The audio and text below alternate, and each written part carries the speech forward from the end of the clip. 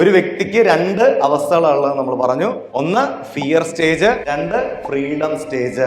ഒന്ന് ഭയപ്പെട്ട് ഒന്നും ചെയ്യാൻ പറ്റാണ്ടിരിക്കണ അവസ്ഥ, രണ്ട് എത്ര വലിയ ഭയപ്പെടുത്തുന്ന കാര്യം വന്നാലും കൂളായി ഹാൻഡിൽ ചെയ്യാൻ പറ്റുന്ന അവസ്ഥ. ഫിയർ സ്റ്റേജിൽ ഇരിക്കുന്ന ഒരു വ്യക്തി എന്തിനെയാണോ ഭയപ്പെട്ടിരുന്നത് അതേ കാര്യം കാണുമ്പോൾ അയാൾക്ക് എന്നാണോ എക്സൈറ്റ്മെന്റ് വരുന്നത് അന്ന് അയാൾ ഫ്രീഡം സ്റ്റേജിൽ എത്തണത്.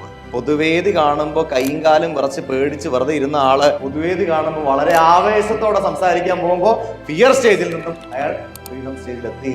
വെള്ളം കാണുമ്പോൾ പേടിച്ച് വിറച്ചിരുന്ന ആള് വെള്ളം കാണുമ്പോൾ തലയെ കുത്തിച്ചാടി വെള്ളത്തിലേക്ക് പോയി പല സർക്കസ് കാണിക്കാൻ തുടങ്ങുമ്പോ അയാള് ഫ്രീഡം സ്റ്റേജിലെത്തി.